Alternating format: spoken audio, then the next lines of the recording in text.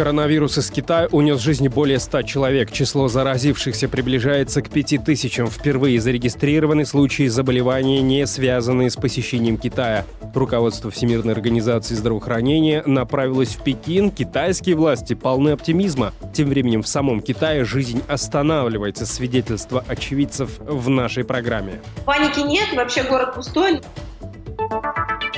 Крушение американского военного самолета в Афганистане. Талибан берет вину на себя. США опровергают, что воздушное судно было сбито. Репортаж из Кабула. Различные источники сообщают, что погибших от 5 до 10 человек. Но в любом случае о никаких 80 жертвах речь не идет. Почти 4 миллиона сим-карт в Таджикистане нуждаются в перерегистрации. Примерно миллион их владельцев за 18 дней должны пройти утомительные бюрократические процедуры, иначе карты будут отключены. Порядка 400-450 тысяч абонентов. Это значит, что они будут от этого страдать. В прямом эфире информационная программа «Настоящее время. Азия» в бишкекской студии. Я Шавкат Тургаев. Здравствуйте. Число жертв коронавируса сегодня перевалило за 100, а количество заразившихся достигло 4600 человек. Впервые зафиксирован случай заражения вирусом, не связанный с поездкой в Китай. Это произошло в Японии. В географию распространения коронавируса добавилась и Шри-Ланка. С последними новостями Акрам Абдукахор.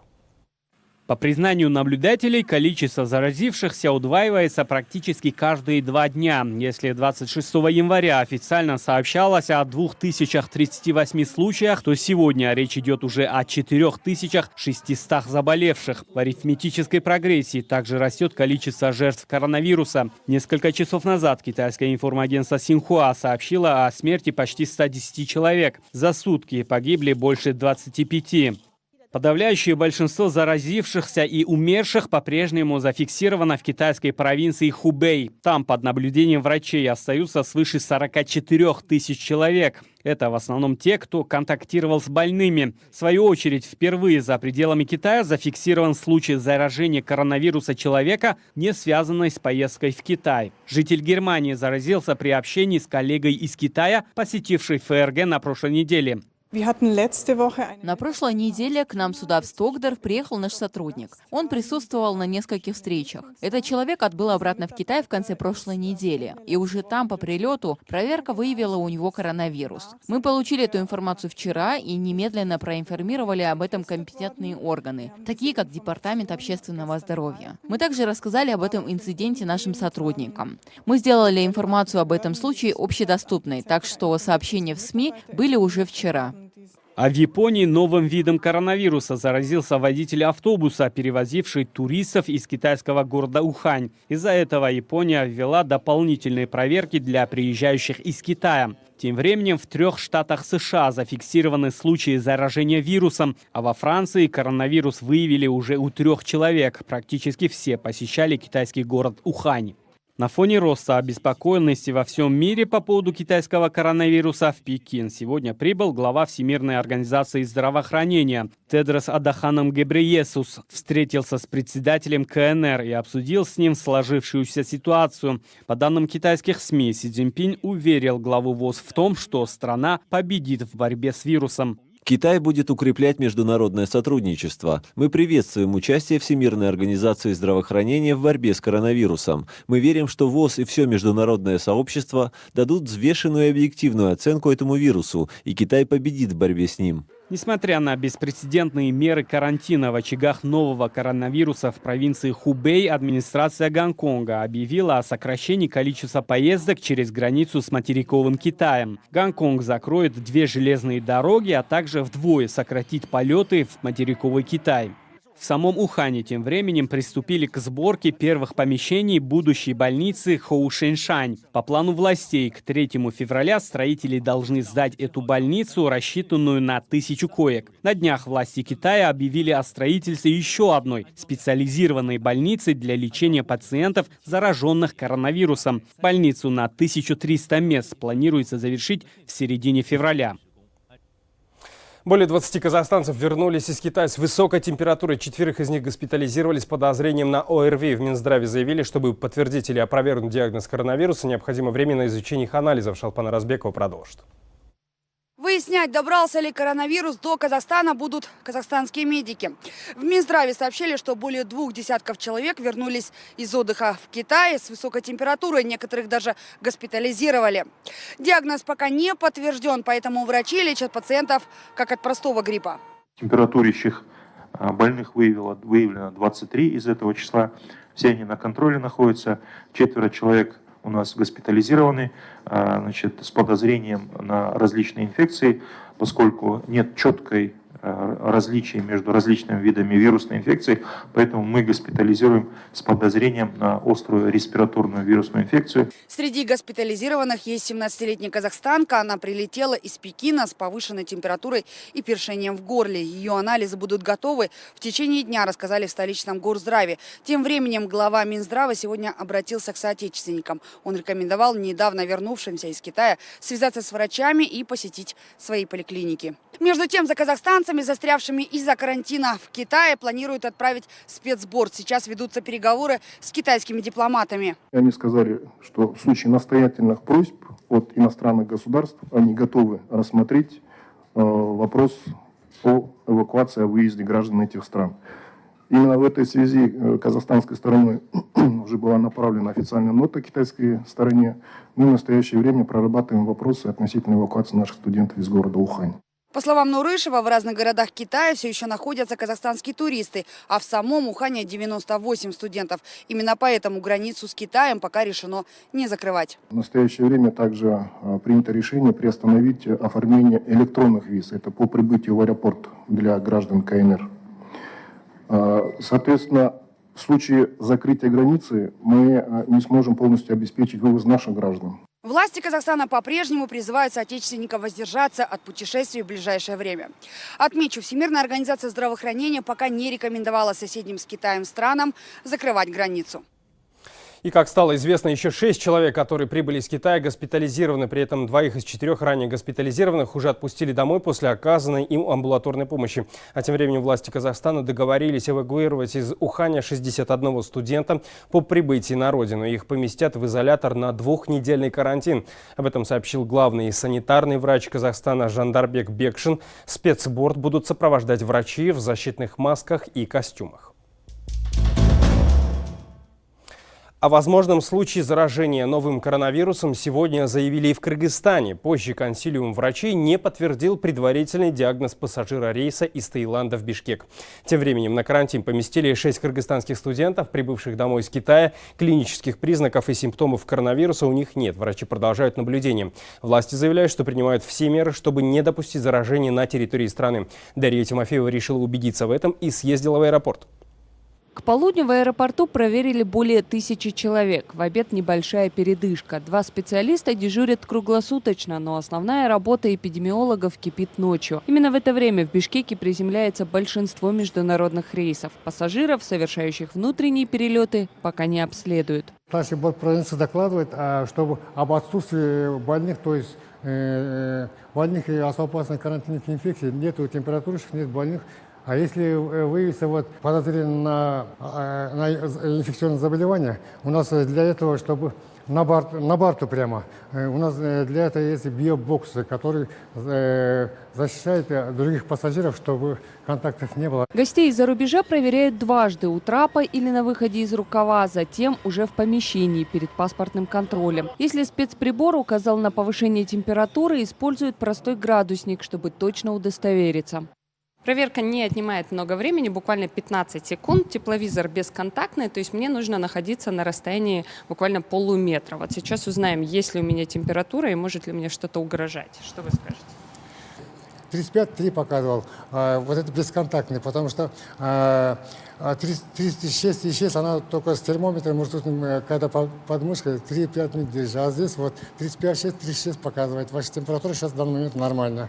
При подозрении на заражение коронавирусом человека поместят в специальный бокс и госпитализируют для дальнейшего обследования. Сегодня под особым вниманием врачей оказались 6 студентов из Китая. Проверка симптомов атипичной пневмонии не выявила, но молодые люди останутся в медучреждении до установления точного диагноза. По данным Министерства здравоохранения, 28 января утром в Кыргызскую республику из города Урумчи прибыли 6 кыргызстанских студентов, обучающихся в Синьцзянском университете. Все студенты сейчас находятся в специальных палатах, за ними ведется постоянное медицинское наблюдение. Их состояние здоровья удовлетворительное, никаких клинических признаков и симптомов не проявлено. На данный момент проводятся лабораторные диагностические исследования.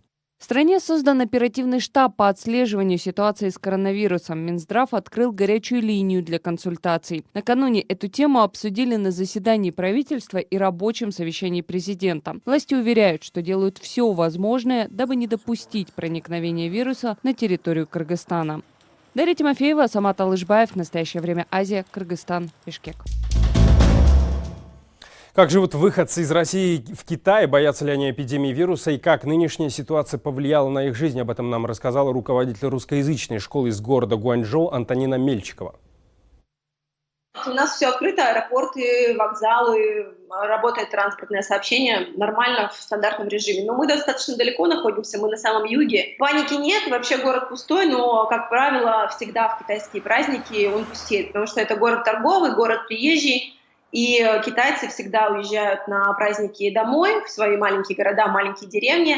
А, соответственно, иностранцы, которые здесь живут, тоже уезжают в отпуск, потому что все фабрики останавливаются, все магазины закрываются. То есть, в общем-то, жизнь останавливается в городе, но эта ситуация стандартная для каждого года. У нас есть дети, родители которых вынуждены работать. Поэтому, да, дети находятся здесь. Небольшое количество, небольшая группа, но основная масса наших детей – это ребята, которые посещают китайские и интернешнл образовательные учреждения, и к нам ходят по субботам и по воскресеньям только лишь.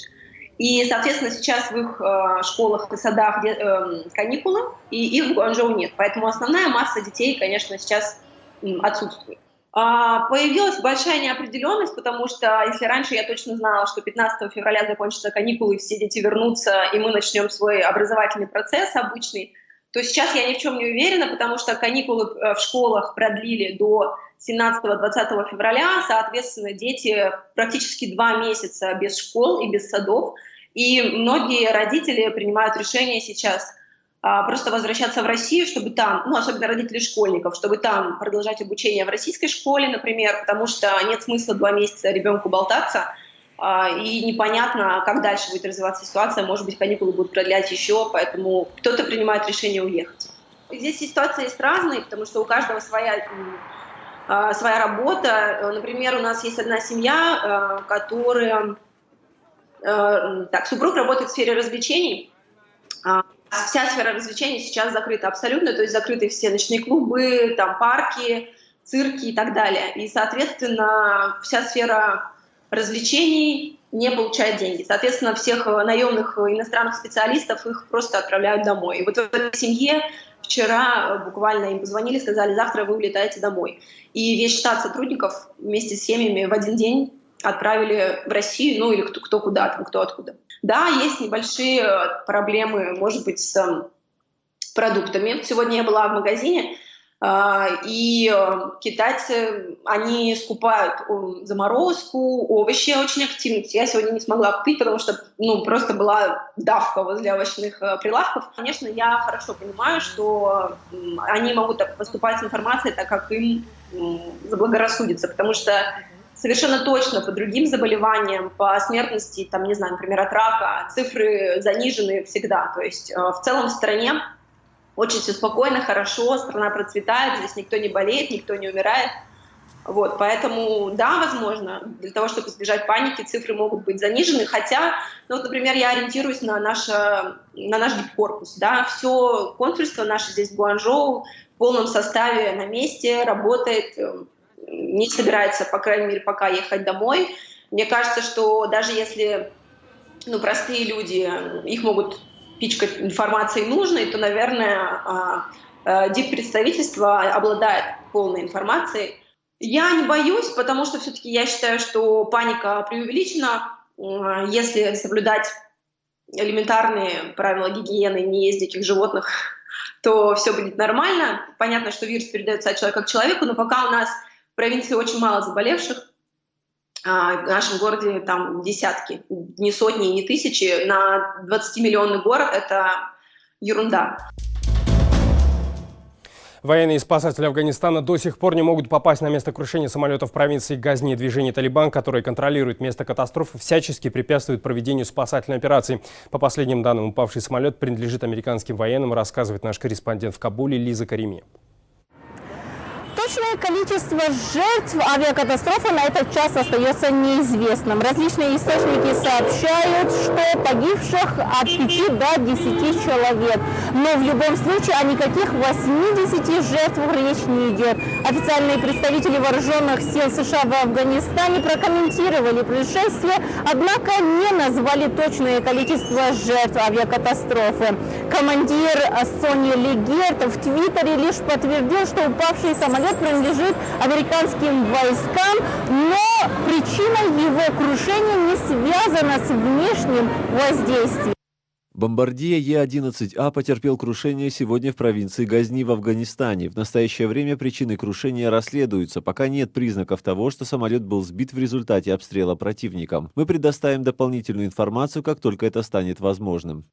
В этом заявлении американские военные отрицают ранее опубликованную версию боевиков Талибана о том, что военный самолет сбили именно они. Я напомню, что бомбардир упал как раз на территории под контролем Талибан. Накануне представитель этой экстремистской группировки Забихуллах Муджахид заявил, что на месте крушения воздушного судна нашли 6 трупов. Якобы все погибшие являлись высокопоставленными агентами ЦРУ. Афганские власти тем временем сообщили, что на место крушения самолета сразу же направились группа спецназ. Начальник полиции Газни Халид Вардак позднее признался, что группа попала в засаду и операция была сорвана. Согласно нашим данным, найдено 4 тела. 2 находившихся на борту были живы и сейчас числятся пропавшими без вести. Самолет-бомбардир И-11Э накануне покинул военный аэродром Кандагара и упал в районе Дияр провинции Газни. Как мы выяснили из открытых источников, подобный типа самолета используется американскими войсками для обеспечения связи. Как сообщает сайт aeroforcemag.com, преоборудованный бомбардир работает как воздушный Wi-Fi для военных. Иранские СМИ сообщают, что на работу самолета американских ВВС Е-11А, разбившегося в районе Дехьяк в провинции Газни на востоке Афганистана, находился начальник иранского отдела Центрального разведывательного управления США. Американские официальные лица пока не отреагировали на эти заявления. Еще одна шокирующая новость из Афганистана. Противостояние с талибами, жертвами которого становятся даже грудные дети. Почти вся семья 11-месячной Асмы погибла во время перестрелки в подконтрольной Талибану провинции. Девочка выжила, но потеряла обе ноги. Внимание, это видео содержит шокирующие кадры. 11-месячная Асма чудом выжила, но лишилась обеих ног. Во время перестрелки, в которой погибли почти все члены ее семьи, Асму и ее сестру в тяжелом состоянии привезли в этот госпиталь. Семья Асмы жила в провинции Фарьяб, контролируемой движением Талибан. Девочка потеряла обе ноги, пули раздробили кости. Одной ноги она лишилась еще во время перестрелки, вторую нам пришлось ампутировать, потому что кости не уцелели. Асму на воспитание возьмут ее родственники. Погибли ее отец, мать, сестра, брат, сестра-близнец и дядя. 6 из 8 человек в ее семье. Асма и еще одна ее сестра получили ранения. Мы не знаем, кто это сделал. Мы не знаем, за что. Афганские власти обвинили в случившемся Талибан. Боевики движения отрицают свою причастность к перестрелке. По данным местных активистов, только за последние 12 месяцев во время военных действий в Фарьябе погибли не менее 90 детей. Смотрите далее в нашей программе. Почти 4 миллиона сим-карт в Таджикистане нуждаются в перерегистрации. Примерно миллион их владельцев за 18 дней должны пройти утомительные бюрократические процедуры, иначе карты будут отключены. Порядка 400-450 тысяч абонентов. Это значит, что они будут от этого страдать.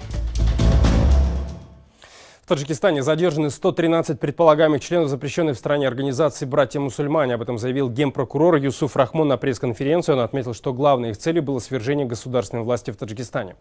Глава надзорного органа сообщил, что в отношении задержанных возбуждены уголовные дела. Рахмон опроверг информацию о том, что в членстве в этой организации подозреваются сотрудники исполнительного аппарата президента и чиновники из Минздрава и соцзащиты.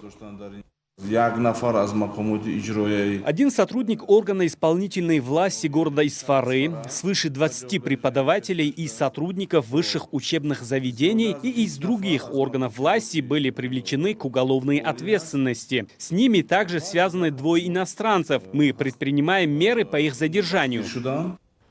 Я напомню, информация о задержании предполагаемых членов братьев-мусульман появилась в начале года. Тогда сообщалось о 27 задержанных. Позже источники в правоохранительных органах рассказали радио Озоди, что задержаны не менее 70 человек. С 15 февраля в Таджикистане могут отключить почти 4 миллиона сим-карт. Все они были зарегистрированы на граждан с паспортами 96 года. Ануш Рыванарипов разбирался в теме. Из почти 4 миллионов не перерегистрированных на паспорта нового образца сим-карт только треть регулярно используются абонентами, подчеркивают в службе связи Таджикистана. За оставшиеся 19 дней до окончания назначенного правительством срока перерегистрации владельцы этого миллиона с лишним активных сим-карт должны успеть получить пластиковые ID, отстоять очереди у операторов связи и переподключиться. Иначе их номера телефонов деактивируют, говорят чиновники.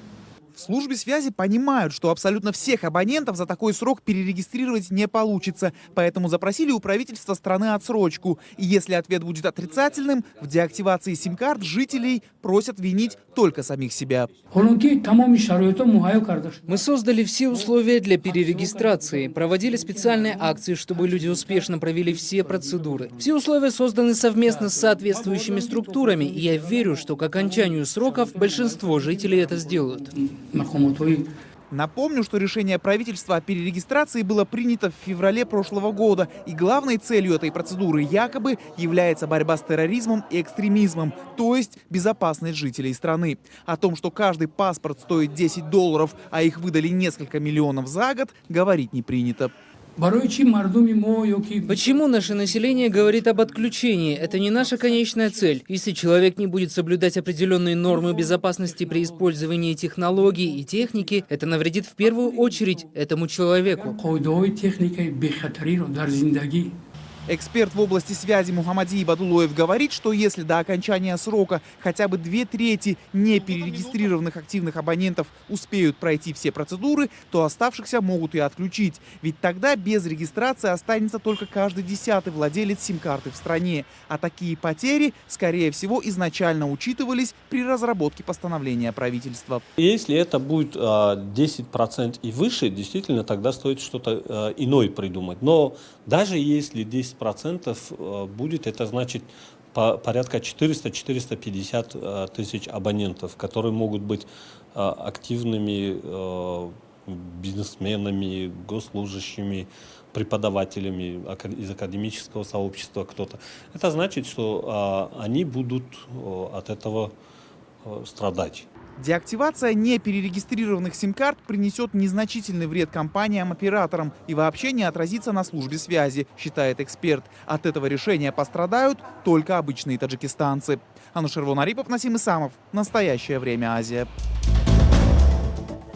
Это были все новости, о которых мы хотели вам рассказать. Мы встретимся с вами завтра в это же время. Я желаю вам всего доброго. До встречи.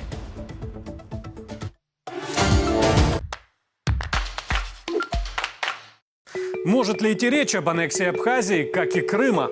Я хочу жить с Россией в дружбе, но в состав России не хочу. Как абхазы относятся к россиянам? Это Путину надо памятник ставить огромный. Спасибо, спасибо и спасибо. И как зарабатывают на курортном сезоне? Всегда на руках носим, как ребенка. Есть фейхоа, мы добавляем пополам с киви. Смотрите «Крым Реалии» в эфире телеканала «Настоящее время». Мы приняли решение отправиться на Луну и должны сделать это в нынешнем десятилетии. Мы едва научились отправлять людей за пределы земной атмосферы, и тут от нас требуют не просто рассчитать подъем и спуск в крошечной жестянке, а отправиться в многодневную миссию. Сами астронавты любили повторять, что они всего лишь вершина айсберга, что что очень многое происходит за их спиной.